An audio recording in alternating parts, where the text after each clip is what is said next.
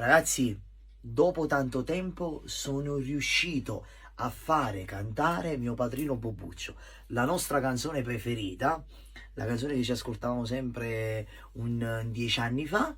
Questa sera per gioco lo abbiamo fatto cantare. Per gioco. Guardate, Bobuccio pure canta. Una piccola chicca. Oh!